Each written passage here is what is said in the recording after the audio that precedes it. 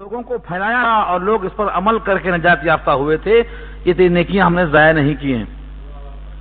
یہ سوچ کر میں نے کہا بادلوں کے برابر نیکیاں آئیں گی نامہ اعمال میں. یہ بیماریاں تو عارضی ہیں, آتی اور چیز آتی ہیں, اور شفا ہے قرآن کریم میں. ہو سکتا ہے اللہ تعالیٰ اس کی برکت سے شفا یاب بھی بنا دے. تو قرآن کریم اور احادیث رسول میں امت کے لیے بڑے نمونے ہیں, مگر افسوس یہ ہے کہ مطالعے میں لوگ کوتاہی کرتے ہیں, تلاش نہیں کرتے ہیں. علم وہ شے ہے کہ جب تم سب کچھ دے دو گے تو تھوڑا سا ملے گا, اور تم کچھ نہیں دو گے تو کچھ نہیں ملے گا. یہ علم ہے. علم کے لیے لوگ اپنے آپ کو پگھلاتے ہیں. چون شمع از پے علم باید گداخت کہ بے علم نہ تمہا خدا را شناخت. شمع کی طرح پگھل جاؤ علم کے حاصل کرنے کے لیے, کیونکہ علم والا ہی خدا کو پہچانتا تھا. علم کے بغیر خدا کو پہچاننا ممکن نہیں ہے. آقا نے فرمایا میں تم سب سے زیادہ اللہ کو پہچانتا ہوں. کیوں؟ اللہ کی معرفت مجھے علم نبوت کی بنا پہ حاصل ہے. تو علم کے لیے کوشش کرو, محنت کرو. اللہ نے یہ موقع فراہم کیا ہے, اس کا استعمال کرو. تو پھر ابلیس سے تیسری غلطی کیا ہوئی تھی؟ اس نے تو خدا کے حکم کے سامنے اجتہاد کیا, آگ کو مستقل اچھا سمجھا اور مٹی کو مستقل خراب سمجھا, اور اس کے دماغ میں یہ تھا کہ میں اللہ تعالی کا اتنا مقرب ہوں کہ اب میں مردود نہیں ہو سکتا. بعض روایتوں میں ہے کہ یہ فرشتوں کا معلم تھا. بعض نے معلم پڑھا ہے, بعض نے معلم پڑھا ہے. اس کو اگر کہا جائے معلم الملکوت تو فرشتوں کو سکھلانے والا, اور اگر معلم پڑھا جائے تو فرشتوں کا سکھلایا ہوا.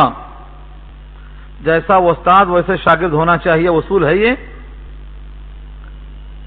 جیسے وہ استاد ویسے شاگرد ہونا چاہیے. اگر یہ فرشتوں کا معلم ہے تو اتنا خراب کیوں نکلا, اور اگر فرشتوں کا معلم ہے تو بھی بگڑا ہوا نکلا. اس کا مطلب یہ ہوا کہ وصول اور ضابطہ ہمیشگی کے نہیں ہے. یہ کبھی کبھی الٹا بھی ہوتا ہے. کہتے ہیں ولی کے پیٹ میں شیطان پیدا ہوتا ہے, وہ بھی صحیح نکلتا ہے کبھی کبھی. تو یہ ابلیسیت یہ بھی ہے کہ میں اتنا نیک, اتنا پرہیزگار, اتنا مقرب ہو گیا کہ میں اب کبھی بھی خسران میں نہیں پڑوں گا. یہ بھی دھوکہ ہے ہر عبادت گزار کے لیے, ہر متقی پرہیزگار کے لیے. تعزیان عبرت ہے کہ جب تک خاتمہ ایمان پر نہ ہو جائے اپنے ایمان پر غرہ نہ محسوس کرے, اپنی عبادات پر دھوکہ نہ کھائے. یہ اسے چوتھی غلطی ہوئی تھی. اس پر باقاعدہ ایک کتاب ہے تلبیس ابلیس. ابلیس چکما کیسے دیتا ہے, خود چکما کھایا ہوا ہے, اس واسطے وہ تمام راستے سے واقف ہے, چکما دیا کرتا ہے. تلبیس ابلیس. اس کے بعد فیصلہ ہوا اللہ کا. یہاں پر جملے محذوف ہیں جو پہلے پارے میں سورہ بقرہ میں آ چکے ہیں. جب اللہ کے سامنے اس نے کہہ دیا کہ آپ نے مجھے مٹی سے نہیں بنایا, آگ سے بنایا, میں بلند و برتر ہوں اور وہ کمتر ہیں. اس تجزیہ پر اللہ کا عتاب نازل ہوا اور اللہ نے فرما دیا انکا مردود, انکا رجیم. رجیم بمانا مردود. کہیں کہا ہے مذعوما مدحورا, کہیں کہا ہے مذموما مدحورا, اور کہیں کہا ہے رجیم. یہ سب اس پر عتاب جاری ہوا. تو نے میرا حکم کمتر سمجھا اپنی ذات کے مقابلے میں. ٹھیک ہے تیرے اندر ترفع ہوگا اور آدم میں پستی ہوگی, ان کا خمار مٹی سے ہے اور تمہارا قوام آگ سے ہوگا, لیکن پھر بھی تمہاری بلندی کیا میرے حکم کے تابع نہیں آتی؟ تم نہ میرا حکم ہوتے ہوئے بھی اپنے کو بلند سمجھا, اس لیے تو اب مردود ہے, میری بارگاہ میں رہنے کے لائق نہیں ہے. فہبت قال فہبت, کہا اللہ نے اترو. حبتا ہے بے توئے, 3 حرف ہے اس کا مادہ. حبتا میں امر کا صیغہ ہے, فہبت منہا, اس سے اترو. حبتا کبھی بھی ہموار زمین پر لڑکنے کے معنی میں نہیں آتا. یہ کبھی بھی آئے گا تو اوپر سے نیچے لڑکنے کے معنی میں آئے گا. اس سے معلوم یہ ہوا کہ یہ سارا کا سارا واقعہ جنت میں پیش آیا یا آسمان اول پر پیش آیا، دنیا میں پیش نہیں آیا۔ اس واسطے اللہ فرماتے ہیں فَهَبِطْ مِنْهَا، یہاں سے اترو، یہاں سے دفع ہو۔ فَمَا يَكُونُ لَكَ أَن تَتَكَبَّرَ فِيهَا، پس نہیں ہو سکتا ہے تیرے لیے، نہیں ہے کوئی حق حاصل تجھ کو ان تتکبر فیہا، کہ تو یہاں تکبر کرے۔ آسمان میں رہ کر تکبر کرنا اب تیرے واسطے حاصل نہیں ہے۔ فخرج، اخراج کیا جاتا ہے، خروج کی مہر لگتی ہے، نکل یہاں سے۔ انک من الصاغرین، بے شک تو ہے ذلیلوں میں سے۔ صاغرین صغر سے بنا ہے، صغیر کبیر کی ضد ہے۔ صغیر کہتے ہیں چھوٹے کو، اور چھوٹا ہونا بڑے ہونے کے مقابلے میں ایک معنی میں ذلت ہی ہوتی ہے۔ قرآن کریم میں جہاں جہاں لفظ آیا ہے یہ صاغرین اور صغار، یہ سب ہی معنی میں ہے ذلیل و خوار ہونا۔ انک من الصاغرین، تو ذلیلوں میں سے ہے، تو ذلیلوں میں شمار ہونے لگا حد سے۔ مگر اللہ کا دریائے کرم جانتا تھا وہ،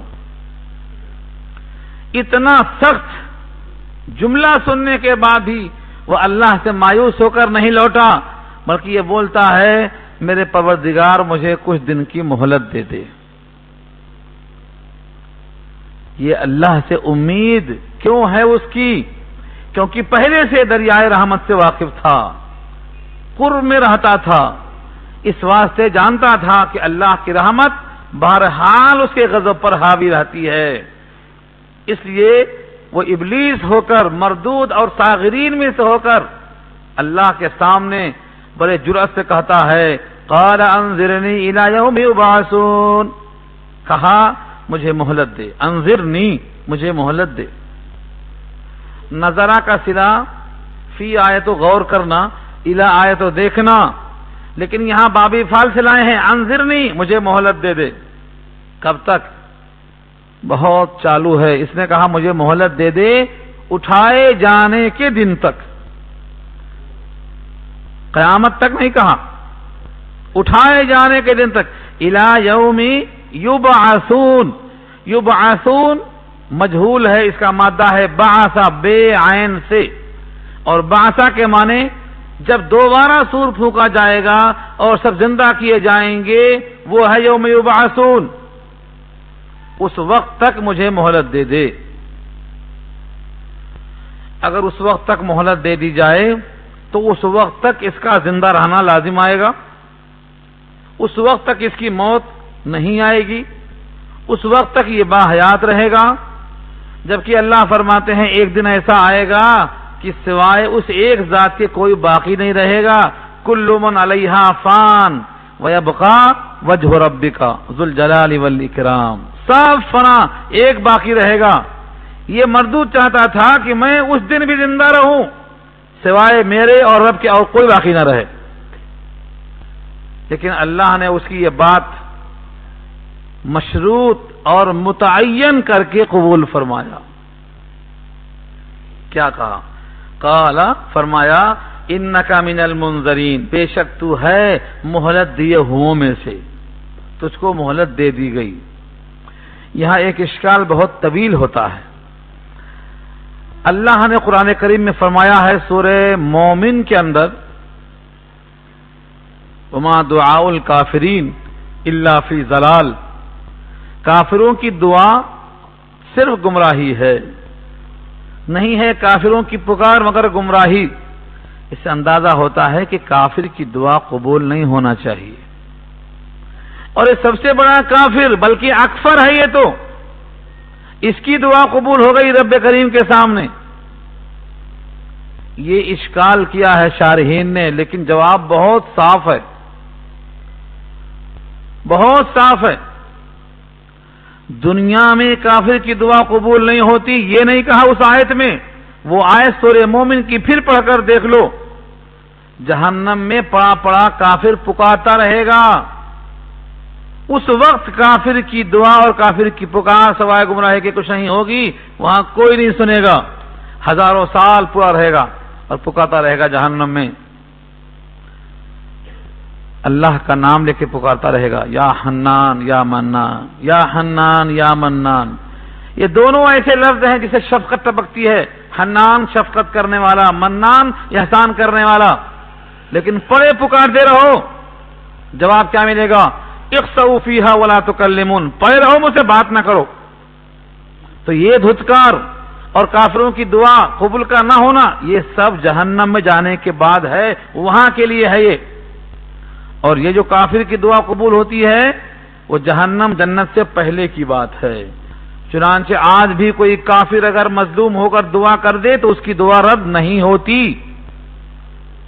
ہم سمجھتے ہیں ہماری ہی دعا لگتی، اللہ کے حبیب کا ارشاد ہے دعوت المظلوم مستجابہ وإن كان كافرا وإن كان فاجرا وإن كان فاسقا، مظلوم کی دعا قبول ہو کے رہتی ہے اگرچہ وہ کافر ہو، فاسق ہو، ظالم ہو۔ یہ ٹکراؤ نہیں ہے، یہ دنیا ہے، یہاں پکارو، رب کریم کو آواز دو، سنتا ہے وہ۔ تو کافروں کی دعا گمراہی ہے یا آخرت کے لیے ہے؟ دنیا میں کوئی بندہ اللہ کو پکارتا ہے تو اللہ لبیک کہتے ہیں۔ اللہ نے کہلوایا ہے میرے بندوں کو خبردار کر دو کہ میں غفور الرحیم ہوں، اور یہ بھی بتا دو کہ جب مجھے پکارتے ہو تو میں پکار سنتا ہوں، فریاد رسی کرتا ہوں۔ وہاں لفظ عبادی ہے، وَإِذَا سَأَلَكَ عِبَادِي عَنِّي فَإِنِّي قَرِيب، میرے بندوں سے کہہ دو، کیا کافر ان کے بندے نہیں ہیں؟ ہر بندے کو اختیار دیا اللہ نے پکارنے کا۔ تو کافر کی دعا قبول ہو سکتی ہے دنیا میں، ہاں وہاں قبول نہیں ہوگی، وہاں تو پانی کا قطرہ مانگیں گے وہ بھی نصیب نہیں ہوگا۔ وَإِن يَسْتَغِيثُوا يُغَاثُوا بِمَاءٍ كَالْمُهْلِ يَشْوِي الْوُجُوهَ، پانی مانگیں گے تو پانی کھولتا ہوا دیا جائے گا اور منہ جل جائے گا اس کے اندر۔ سورہ کہف کے الفاظ ہیں یہ۔ اس سے معلوم ہوا وہاں کا حکم اور ہے، یہاں کا حکم اور ہے۔ تو اس کافر کی بلکہ اکفر کی دعا قبول ہوتی ہے لیکن مشروط کر دیا اللہ نے، یہاں وہ لفظ نہیں ہے، یہاں اتنا ہی ہے انک من المنذرین، بے شک تو ہے مہلت دیے ہوں میں سے۔ مہلت کب تک دے دی؟ جتنا مانگا تھا اتنا دے دی کیا؟ نہیں دی۔ پھر یہاں اس لفظ کی وضاحت کیوں نہیں ہے؟ وہ دوسری آیت میں ہے الی یوم الوقت المعلوم، قال فإنک من المنذرین الی یوم الوقت المعلوم، ایک متعین وقت تک تجھ کو مہلت دے دی گئی۔ یہیں سے معلوم ہوتا ہے کہ ایک ہی مقام پر ساری آیتیں تلاش کرنا ممکن نہیں ہے۔ قرآن کریم بعض آیتوں کی وضاحت بعض مقام پہ کرتا ہے، ان القرآن یفسر بعضہ بعضا، اکٹھا ہی تشریح نہیں مل جاتی۔ اگر یہ آیت کسی کے ذہن میں نہ ہو تو کہے گا اللہ نے تو اس کو مہلت دے دیا، اب وہ تو زندہ رہے گا اٹھائے جانے کے دن تک، اس کو موت نہیں آئے گی قیامت میں۔ یہ سب جھوٹ ہو جائے گا، اس لیے کوئی ایک آیت سے فیصلہ نہیں ہوتا۔ ایسا ہی کسی بھی باب کی ایک حدیث لے کر فیصلہ کرنے والے غلطی کر رہے ہیں آج۔ ایک حدیث لیے اور چلے، کہا دیکھو یہ حدیث میں یہ ہے۔ یہ پوچھو اس باب میں، اس عنوان میں اور بھی کوئی حدیث ہے کیا؟ اس موضوع پر اور بھی روایتیں کہیں ہیں کیا؟ سب روایتوں کو سامنے رکھو۔ سب سے بڑی غلطی یہ ہو رہی ہے ہمارے بعض لوگوں سے کہ وہ ایک حدیث پہ عمل کرنے کے نام پر بقیہ حدیثوں کو ترک کر دیتے ہیں۔ ایسے لوگ حدیث کے منکر ہیں حقیقت کے اعتبار سے، کیونکہ اگر ایک عنوان کے تحت 100 حدیث ہے، آپ نے اس میں سے ایک پر عمل کر لیا اور 99 کو چھوڑ دیا تو آپ کیا ہوئے؟ آپ تو تارک حدیث ہو گئے۔ لازم یہ ہے کہ تمام حدیثوں کے مجموعے پر نگاہ رکھ کر ہر ایک حدیث کا محمل تیار کرو، اس کا یہ مطلب، اس کا یہ مطلب۔ جیسے میں نے ابھی عرض کیا آپ کے سامنے، کافروں کی دعا قبول نہیں ہوگی آخرت کے لحاظ سے اور دنیا کے لحاظ سے قبول ہوگی، لہذا ابلیس کی دعا قبول ہو گئی۔ وہ دن کون سا ہے؟ الی یوم الوقت المعلوم، متعین دن۔ یہ متعین دن کس کو معلوم ہے؟ یہ صرف اللہ کو معلوم ہے، وہ مہلت کب تک دیا ہے۔ لیکن اتنی بات ضرور متیقن ہے کہ اٹھائے جانے کے دن تک مہلت نہیں دی جائے گی، اس کی مہلت کا وقت معلوم ہے۔ اللہ فرماتے ہیں ٹھیک ہے، تجھے مہلت دے دی گئی، مہلت لے لے، جو کرنا ہے کر۔ اس نے اللہ کے سامنے بڑا واضح چیلنج کیا ہے، اور یہی آیت ہے پورے واقعے کے خلاصے کے طور پر کہ یہاں کیوں لائی گئی ہے یہ آیت. یاد ہے آپ کو مقدمہ یہ ہے کہ تم شکر بہت کم کرتے ہو، تھوڑا ہے وہ جو تم شکر کرتے ہو، یہ دعویٰ تھا ہمارا، اس کو ذہن میں رکھو. اب یہ آیت دیکھو، قال فبما اغويتني لاقعدن لهم صراطك المستقيم. اس ابلیس نے کہا فبما، یہ با ہے سببیہ، وجہ کو بتاتا ہے، ریزن. پس اس وجہ سے کہ تو نے مجھے گمراہ کیا، یعنی جس انسان کے سبب سے مجھے گمراہی ملی، جس انسان کو سجدہ نہ کرنے کی بنا پر میں گمراہ کیا گیا، فَبِمَا أَغْوَيْتَنِي، بسبب اس کے کہ آپ نے مجھے گمراہ کیا ہے، لَأَقْعُدَنَّ لَهُمْ صِرَاطَكَ الْمُسْتَقِيمِ، میں ضرور بضرور بیٹھوں گا گھات لگا کر ان کے لیے صراط مستقیم پر. شیطان کہاں بیٹھتا ہے؟ ہم لوگ سمجھتے ہیں کہ شیطان صرف شراب خانے میں، جوا خانے میں اور فلمی مقامات پر بیٹھتا ہے، لیکن یہ اللہ کا کلام ہے. یہاں سے ہمیں صراحت ملتا ہے کہ شیطان نے جو وعدہ کیا ہے وہ یہ کہ میں گھات لگا کر صراط مستقیم پر بیٹھوں گا. جو نماز نہیں پڑھتا وہ تو خود جہنم میں جا رہا ہے، جو شراب پیتا وہ تو خود جہنم کی طرف جاتا ہے، جو زنا کرتا ہے وہ تو خود جہنم کی طرف جاتا ہے، جو حرام خوری کرتا ہے وہ تو خود جہنم کی طرف جاتا ہے. یہ تو میرے رہنما ہیں، میرے کارگر ہیں، یہ تو میرے پلان میں شریک ہیں خود بخود. ان کے پاس جا کر کیا بھٹکاؤں؟ میں تو صراط مستقیم پر گھات لگاؤں گا. ایک ایک نمازی کو دھوکا دوں گا، میاں تم بڑے متقی ہیں، تھوڑا غرور پیدا کروں گا، تم بڑے سخی ہیں، سخاوت کا نشہ پیدا کر دوں. جو انسان جس لیول پہ جا رہا ہے صراط مستقیم سے ٹچ ہوتے ہوئے میں ان کو بھٹکاؤں گا. کہتے ہیں جو جیسا ہوتا ہے اسی لیول کا شیطان اس کے ساتھ لگتا ہے. جو جتنا اونچا خیال رکھتا ہے اتنا ہی اونچا شیطان اس کے ساتھ لگایا جاتا ہے. حیات الحیوان ایک کتاب کا نام ہے، امام دیمری کی لکھی ہوئی ہے. علماء کیسے گمراہ ہوتے ہیں اس کے اسباب دیکھا میں نے. عمرہ اور علماء اور فلاں یہ کیسے گمراہ کیے جاتے ہیں، ان کے اسباب کیا ہوتے ہیں؟ تو فرمایا سب سے زیادہ حسد اور رقابت علماء کے اندر ہوتا ہے. یہ میری رائے نہیں ہے، حیات الحیوان میں یہ لکھا ہے کہ علماء کو اس طرح سے بھٹکاتا ہے شیطان، رقابت، حسد پیدا کر دیتا ہے. سخی ہے، سخاوت میں ناز ہے، اس کو غرور پیدا کر دیتا ہے.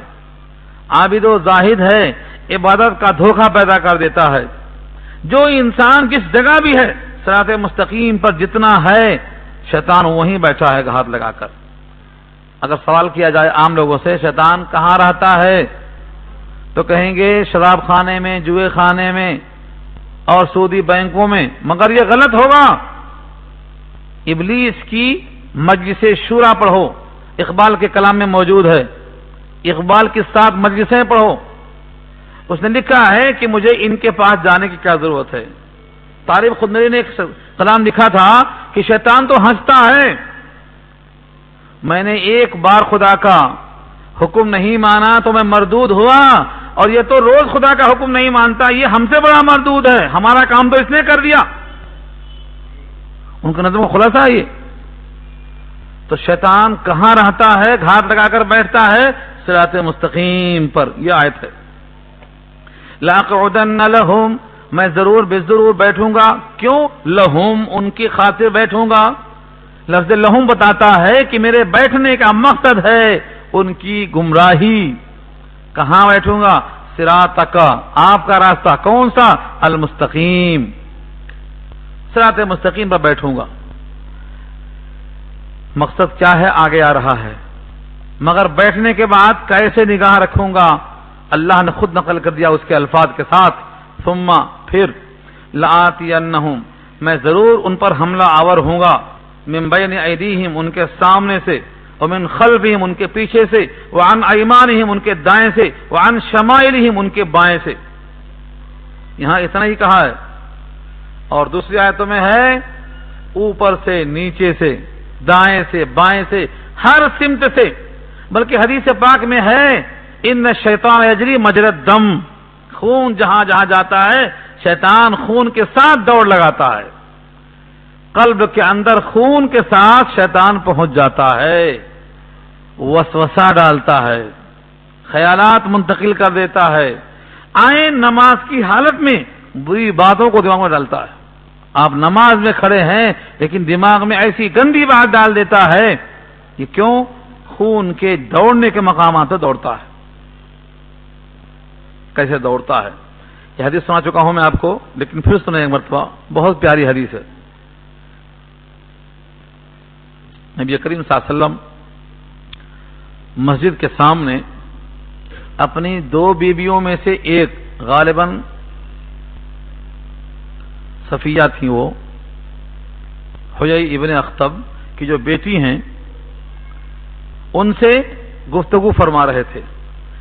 آپ حالت اعتکاف میں تھے، وہ ملنے تشریف لائی تھی، گفتگو ہو رہی تھی، رات کا وقت تھا. 2 صحابی گزر کے جا رہے تھے. نبی صلی اللہ علیہ وسلم کو احساس ہوا کہ ان کے دل میں یہ خیال نہ آ جائے کہ میں کسی اجنبیہ سے بات کر رہا ہوں، نبی ہو کر میرا تو کچھ نہیں جائے گا، کیونکہ میں جو کام کر رہا ہوں یہ تو بالکل حلال اور طیب ہے، میری بیوی ہے، میں اس کے ساتھ ہوں، لیکن ان کا ایمان خراب ہو جائے گا. بلا کے پوچھتے ہیں ٹھہرو کون ہے؟ سنو یہ میرے ساتھ میری بیوی صفیہ ہیں. صحابی نے کہا سبحان اللہ، کیا ہم آپ پر شک کر سکتے؟ آپ تو رسول اللہ ہیں، آپ تو معصوم ہیں، کہا ہم آپ پر شک کر سکتے؟ کیا ہمارے اوپر آپ نے یہ خیال جمایا؟ فرمایا نہیں، بات یہ ہے تمہارا ایمان بچانا مقصود ہے. اگر بدگمانی ذرا پیدا ہو جاتی، کیونکہ شیطان انسان کے خون کی جگہوں میں دوڑ کرتا ہے، اگر اتنا خیال ڈال دیتا کہ دیکھو نبی عورت کے ساتھ کھڑے ہوئے ہیں تو میرا کچھ نہیں، تمہارا ایمان چلا جاتا. تمہیں بچانا میرا فرض ہے. یہی سے فقہاء نے اصول اخذ کیا ہے کہ مواضع تہمت سے بچنا چاہیے. اتقوا مواضع التہمہ یہیں سے نکلا.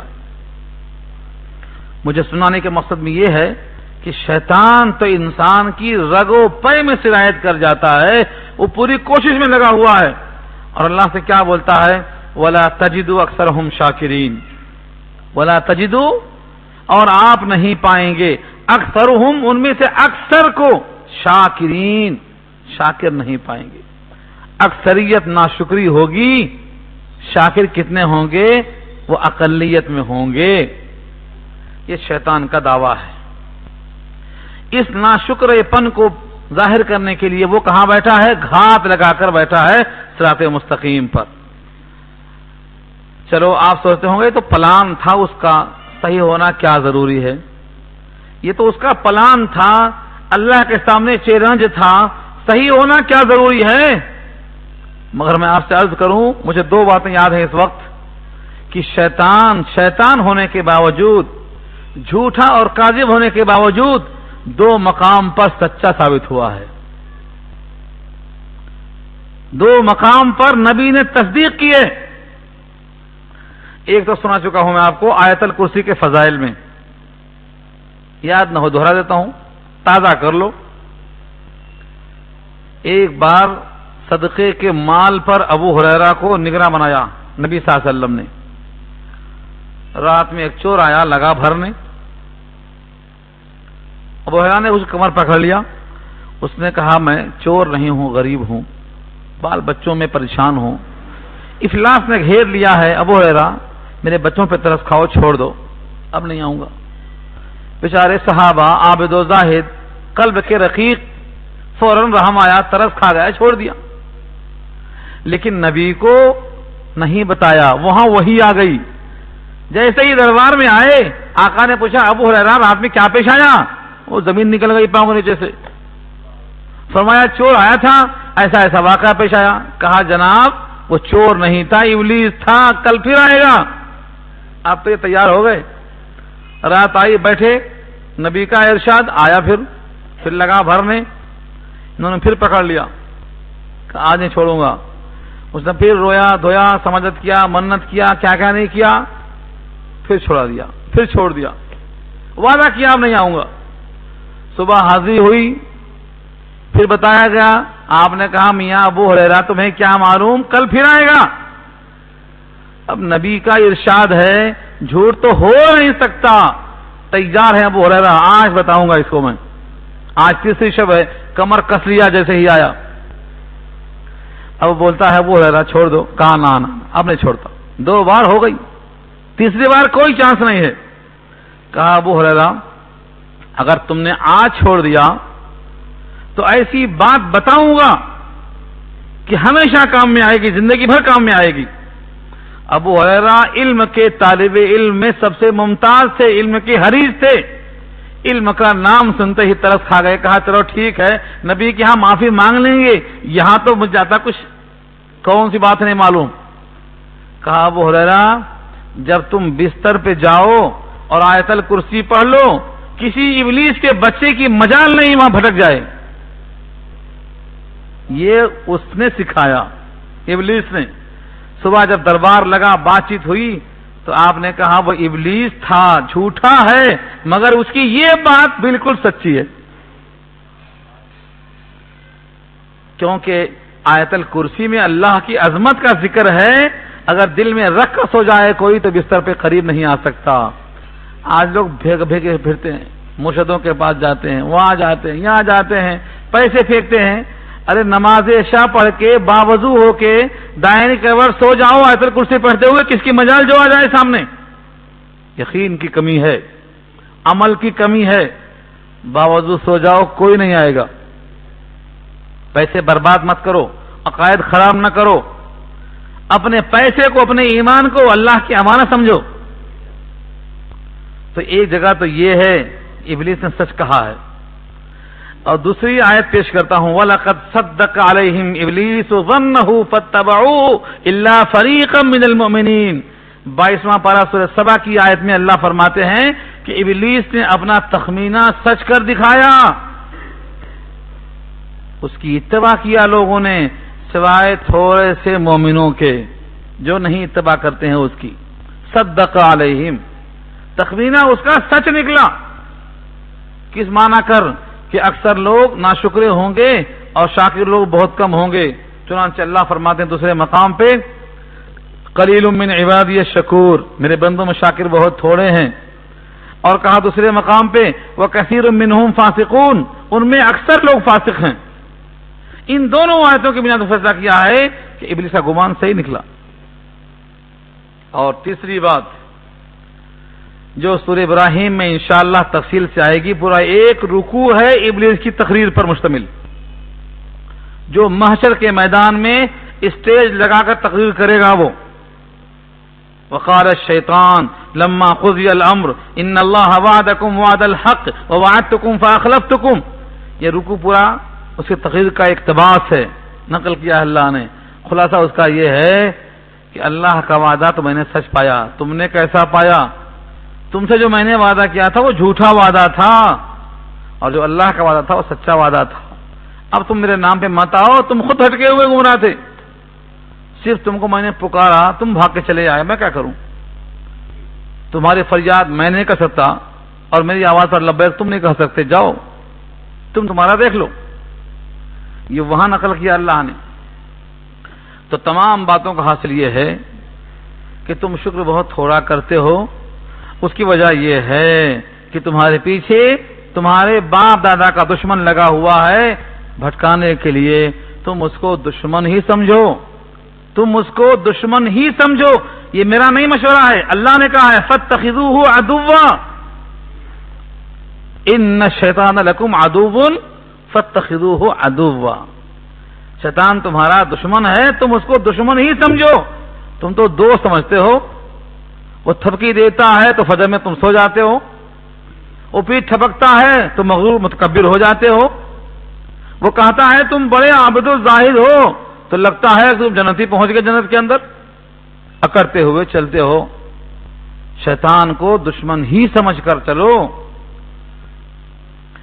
अल्लाह ने उसका चैलेंज सुना, उसके बाद फरमाया काला उखरुज मिनहा, निकल यहां से, यानी जन्नत से नहीं, आसमान के ऊपर के हिस्से से निकल यहां से, मज़ऊम और मदहूर होकर, ये दो लफ्ज है। मदहूर के माने धुतकारा हुआ और मज़ऊम के माने जलील किया हुआ, जलील किया हुआ, धुतकारा हुआ होकर यहां से निकल। और सुन ऐलान है रब्बे करीम का, लमन तबिअका मिनहुम, अलबत्ता जो जो इत्तबा करेगा तेरी उनमें से, लअमलअन्न जहन्नम मिनकुम अजमाइन, तो मैं जरूर भर दूंगा जहन्नम को तुम सब के जरिए, तुमको और तुम्हारे फॉलोवर्स को, तुमको तुम्हारी इत्तबा करने वालों को सब जहन्नम में डालूं।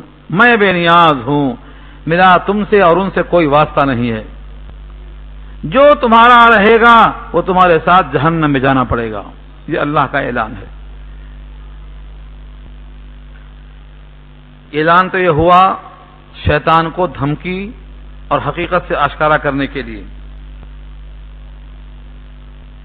अब इधर खिताब होता है आदम के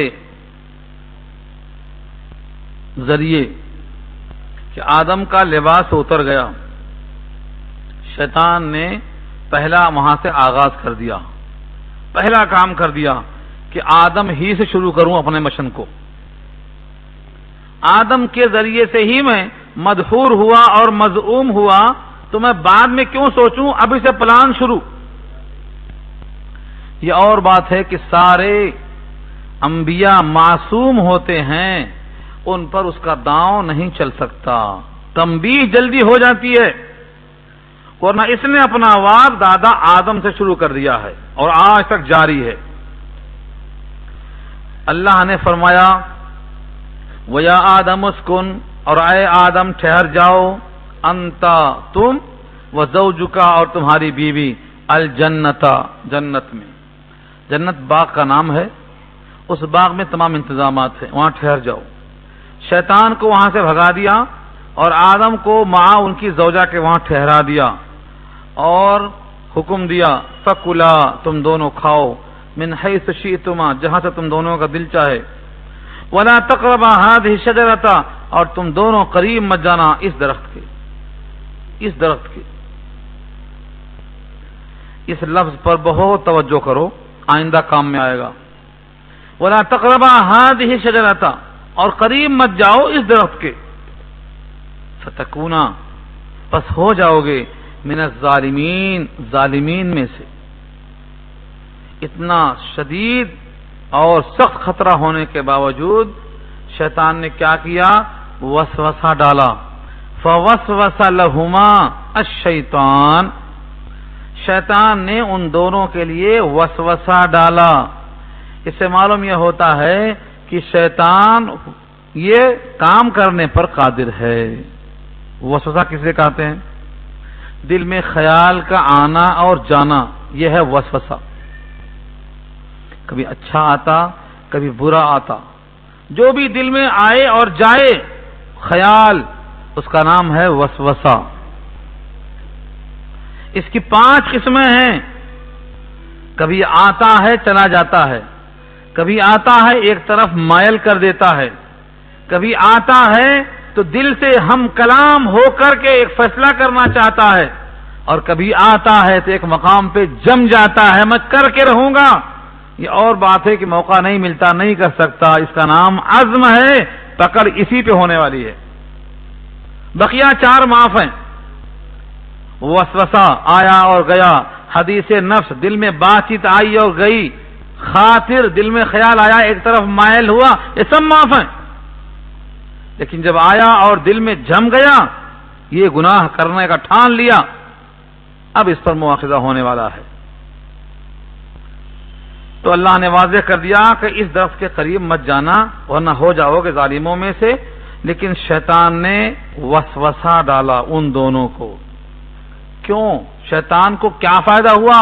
वही प्लान, मंसूबा, साजिश, लियुबदिया लहुमा मा वूरिया अनहुमा मिन सवातिहिमा, ताकि जाहिर कर दे ان کے پردے کا بدن ظاہر کر دے، لیبدیا تاکہ ظاہر کر دے، لہما ان دونوں کے لیے، ما ووریا عنہما جو پوشیدہ کیا گیا ہے ان دونوں میں سے، یعنی من سوآتہما ان دونوں کی شرمگاہیں،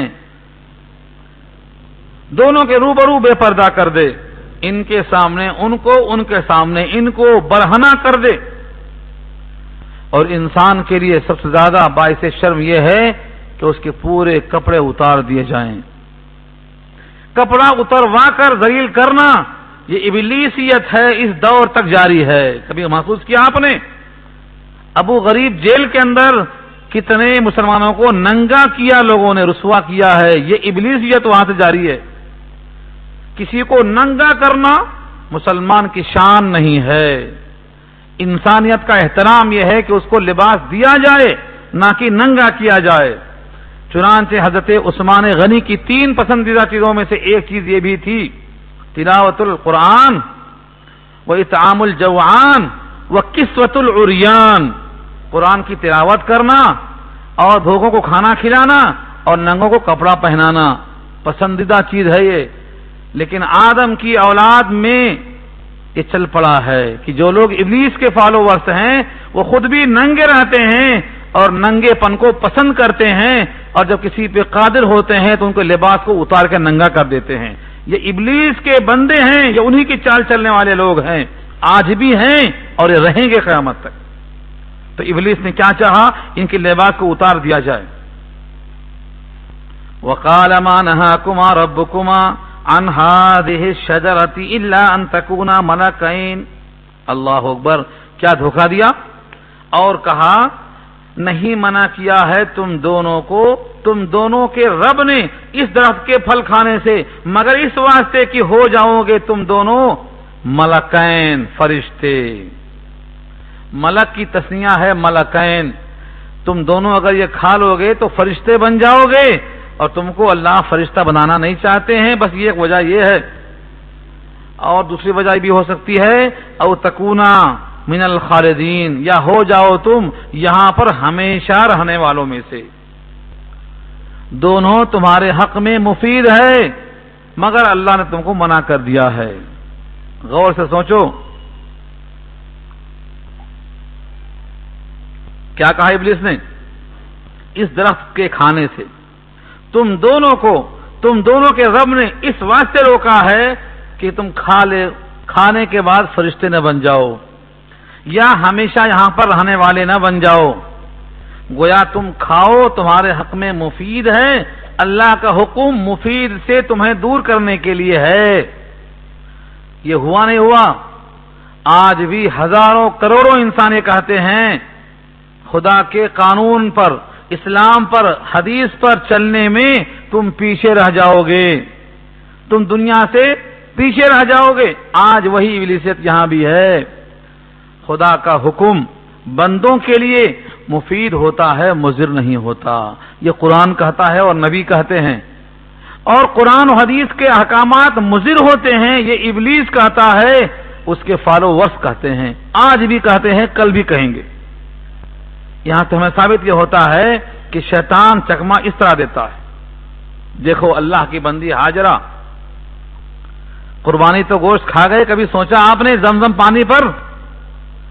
چھوٹا سا ننھا بچہ ہے اور ماں کی گود میں ہے، حکم ہوتا ہے اس کو جا کر چھوڑ کے آ جاؤ، کہاں چھوڑ دیتے ہو؟ لقودق صحرا، وادی غیر ذی زرع، چٹیل میدان، کھانے کا انتظام، پینے کا انتظام کچھ نہیں، تھوڑا سا تھیلی میں ہے، کھجوریں ہیں، کچھ پانی ہے، 1 دن 2 دن 4 دن 10 دن کھائیں گے، کب تک کھائیں گے اس کو؟ چھوڑ کر جاتے ہیں، یہ بھی نہیں بولتے ہیں کہ اللہ کا حکم ایسا ہی ہے۔ بیوی نے خود پوچھا کہاں چھوڑے جاتے ہو، کیا اللہ کا حکم ایسا ہی ہے؟ تو منڈی ہلاتے ہاں، بس، کیونکہ نبی کا کوئی فعل خدا کے مرضی کے تابع ہی ہوتا ہے۔ حاجرہ کہتی ہیں تب تو ہمیں کوئی غم نہیں، کیونکہ اللہ بندوں کو ضائع کرنے کا فیصلہ نہیں کرتا۔ وَإِذًا لَا يُضَيِّعُونَ، ہمیں وہ ضائع نہیں کرے گا۔ یہ ہے پختہ ایمان کی دلیل۔ اس مصیبت میں بھی خدا کے حکم پر راضی ہے. یہ نہیں کہا کہ خدا کا حکم ہے مگر ہم کیا کریں گے, نہیں ہم کیا کریں گے, نہیں. یقین کامل جب ہوتا ہے تو پہاڑ بن جاتا ہے. چنانچہ اللہ نے معصوم بچے کی ایڑی سے زمزم نکال کر سب کو سیراب کرنے کا فیصلہ کر دیا. اس کے دوڑنے کے نتیجے میں ہر حاجی پر, ہر معتمر پر دوڑنے کا فیصلہ نافذ کر دیا. چٹان بن گئے دونوں ایمان والے. ابراہیم کا بیٹا, ابراہیم کی بیوی, یہ ہیں صاحب ایمان. اگر وہ مومن نہ ہوتے, کمزور ہوتے, کیا بولتے, ہم کیا کھائیں گے, ہم کیا پیئیں گے, ہمارا کیا ہوگا, ہم مر جائیں گے, یہ صاف چکمے دیتے. تو ابلیس ہمیشہ اللہ کے حکم کے خلاف لے کر چلتا ہے اور کہتا ہے اس میں یہ خرابی, یہ خرابی, یہ خرابی. مثلا پیچھے پڑھ چکے ہیں آپ, سورہ آل عمران کی ایک آیت ہے, الشیطان یعدکم الفقر ویأمرکم بالفحشاء واللہ یعدکم مغفرۃ منہ وفضلا. شیطان کہتا ہے خرچہ کر دو گے تو پیسہ کہاں سے آئے گا, فقیر ہو جاؤ گے. الشیطان یعدکم الفقر ویأمرکم بالفحشاء, بے حیائی کا حکم تو کرتا ہے لیکن جب مال خرچ کرتے ہو تو کہتا ہے کہاں سے آئے گا, قربانی مت کرو پیسہ ختم ہو جائے گا, کہاں سے آئے گا. اور اللہ تم سے وعدہ کرتے ہیں مغفرت کا, رضوان کا, خوشنودی کا, عطیے کا, اجر کا. کتنا بڑا فرق ہے یہ. تو شیطان ہمیشہ چاہتا ہے کہ بندہ شریعت سے ہٹ جائے, عقل میں ڈالتا ہے ایسی چیزوں کو. چنانچہ یہ بات اچھی لگی, اس کے بعد کیا کرتا ہے, قسم کھا لیتا ہے. وقاسمہما, اور قسم کھایا ان دونوں کے سامنے, انی لکما لمن الناصحین, بے شک میں ہوں تم دونوں کے واسطے نصیحت کرنے والا. نصیحت کر رہا ہے یہ, میٹھی میٹھی باتوں میں گمراہ کرنے والا, میٹھی باتوں میں جنت کا لباس چھیننے والا, میٹھی باتوں میں ننگا کرنے کا پروگرام ڈالنے والا. آج بھی ابلیس کے فالوورز مسلمانوں کو خوش کن باتیں کر کے فرے میں رکھنے والے ہیں. آج بھی ایسا ہو رہا ہے, ہم تمہیں جمہوریت دلائیں گے, ہم تمہیں عدالت دلائیں گے, ہم تمہیں فلاں کریں گے. سارے عالم میں اسی ابلیس کے کارکن آج یہ کام کر رہے ہیں. لیکن افسوس ہے کہ ہم سمجھ نہیں پاتے, ایمان کی پختگی کم ہے, شعور کم ہے, اس واسطے ہم اس کے فریب میں آ گئے ہمارے دادا آدم کی طرح. کیا ہو گیا, انہوں نے اس شیطان کی باتوں میں اس کے اندر نصیحت کو دیکھنا چاہا. فدلاہما بغرور, سو ان دونوں کو فریب سے نیچے لے آیا. دلہ یا دلو کے معنی رہنمائی کرنا, دلال اسی سے بنا ہے, دلالی کرنا. فدلاہما, ان دونوں کی رہنمائی کر دیا, بغرور, دھوکے کے ساتھ, مس گائیڈ کیا اس نے. لباس چھین لیا گیا, کپڑے اتر گئے, اب شرمگاہوں کو چھپانے کی فکر لگ گئی. فلما ذاقا الشجرۃ بدت لہما سوآتہما, جیسے ہی دونوں نے چکھا, ذاقا, ذاقا یذوق ذوق, چکھنا, کھایا نہیں چکھا, اکلا نہیں, ذاقا چکھا, زبان پہ لگایا مزہ. الشجرۃ, اسی درخت کے پھل کو, بدت لہما, ظاہر ہو گیا ان دونوں کے لیے, سوآتہما, ان کی شرمگاہیں ایک دوسرے کے سامنے. واتفقا یقطفان, اور لگے چپکانے, علیہما, اپنے اپنے اوپر, من ورق الجنہ, پتے, ورق مانے پتا, جنت کے پتوں کو توڑ کر لگے چپکانے اپنے اوپر. یہ پتوں سے بھلا سطر کہاں چھپتا ہے, یہ کاغذ کی ناؤ کہاں چلتی ہے, یہ کاغذ کے پھول میں خوشبو کہاں سے آ سکتی ہے. خدا کا جب عتاب نازل ہوتا ہے, غصہ آتا ہے, تو یہ کوئی چیز کام میں نہیں آتی ہے.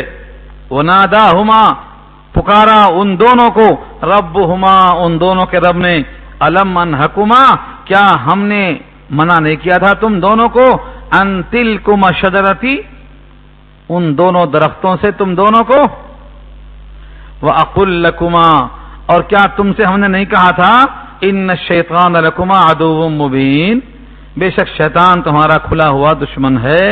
صاف کہہ دیا تھا. ان تمام باتوں کو ہمیں سنانے کا مقصد یہ ہے کہ ہمارے دادا کا دشمن ہے, ہمارا بھی دشمن ہے, اس کا مشن جاری ہے, سمجھو اس کو, قرآن کریم کی رہنمائی میں آ جاؤ. قرآن کے اندر اپنی عقل کا استعمال مت کرو، قرآن کریم میں جو حکم دیا گیا ہے اسے تسلیم کرو، اپنے عقل پر اس کو تولنے کی کوشش مت کرو، بلا چوں چرا خدائی فرمان کو تسلیم کرو. یہ حکم دیا جا رہا ہے یہاں پر. جب دونوں کا لباس اتر گیا تو معلوم ہوا کہ شیطان تو دھوکہ دینے والا تھا، نصیحت اس کی نہیں تھی، فریب تھا. اس نے کہا تھا کہ فرشتے بن جاؤ گے، جھوٹ تھا. اس نے کہا تھا ہمیشہ یہی رہ جاؤ گے، یہ بھی غلط ثابت ہوا. اب تو باہر نکلنے کی بات آ گئی. فوراً متوجہ ہو گئے. قالا، دونوں بولنے لگے، ربنا ظلمنا انفسنا وَإِن لَّمْ تَغْفِرْ لَنَا وَتَرْحَمْنَا لَنَكُونَنَّ مِنَ الْخَاسِرِينَ.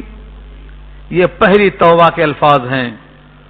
اس زمین پر آنے سے پہلے بندے آدم کو سکھائے گئے ہیں کہ یہ دعا ہے تمہارے دادا آدم کی، جس کو اللہ کے سامنے پیش کیا گیا تھا. اب یہاں پر لوگ بہت سے فرضی قصے کرتے ہیں. خود سے جب حضرت آدم چلے، لے کے وہ دل میں ہزاروں غم چلے، بخش دے مجھ کو خدایا بخش دے صدقے رسول اللہ کے. وہ آدم کو دیکھا، وہ عرش پہ دیکھا، سب روایتیں موضوع ہیں، اس میں کوئی روایت قابل اعتبار نہیں ہے. یہ ہے قرآن. قرآن نے کیا کہا؟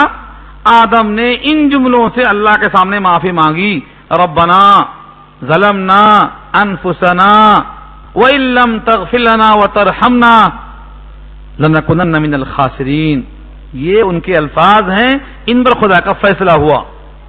باقی جو روایتیں ہیں اولاً تو وہ ضعیف ہیں، دوسرے قرآن کے خلاف جب آئیں تو وہ منکر کہلائیں گی. منکر حدیث کسے کہتے ہیں؟ منکر حدیث کسے کہتے ہیں؟ جو حدیث قرآن سے ٹکرائے وہ منکر. اگر یہ آیت موجود ہے اس لیے یہ صحیح ہے کہ اللہ تعالی نے آدم کو یہ الفاظ دیے، ان کے دل میں القاء کیے، انہوں نے رب سے معافی چاہ لی. ربنا ظلمنا انفسنا، اے ہمارے پروردگار ہم نے اپنے جان پر ظلم کیا. وَإِن لَّمْ تَغْفِرْ لَنَا، اگر آپ نے مغفرت نہ کر دی، وَتَرْحَمْنَا ہم پر رحم نہ کر دیا، لَنَكُونَنَّ مِنَ الْخَاسِرِينَ تو ہم ہو کے رہ جائیں گے خسارے والوں میں سے. یہاں یہ تو نہیں کہا اللہ نے کہ اس دعا کے بعد کیا فیصلہ ہوا. ہاں یہ کہا ٹھیک ہے آپ کی توبہ ایک جگہ ہے اور ہمارا فیصلہ ایک جگہ پر ہے. قَالَ اهْبِطُوا، اترو، اوپر سے نیچے آؤ، باغ جنت کو چھوڑو، اوپر سے نیچے آنا لازم. قَالَ اهْبِطُوا، اترو، بَعْضُكُمْ لِبَعْضٍ عَدُوٌّ، تم میں سے بعض کے لیے دشمن ہے. آج ایک انسان دوسرے انسان کی گردن مارتا ہے، پھانسی دیتا ہے. کیوں؟ یہی ہے تقاضا. تم میں سے بعض کا دشمن ہے. اس دشمنی کا سب کے سب آدم کی اولاد ہیں. اگر دیکھا جائے غور سے سب اسی آدم کی اولاد ہیں، سب آدم زادے ہیں، نبی زادے ہیں، مگر آپس میں لڑ رہے ہیں. کہیں کھانے کے لیے، کہیں حکومت کے لیے، کہیں شوکت کے لیے، کہیں دولت کے لیے، کہیں ثروت کے لیے جھگڑا ہو رہی ہے. ایک تو یہ سزا ملی کہ تم میں سے بعض کا دشمن رہے گا، اور نمبر 2 وَلَكُمْ فِي الْأَرْضِ مُسْتَقَرٌّ، اور تمہارے لیے اب زمین میں مستقر ہے.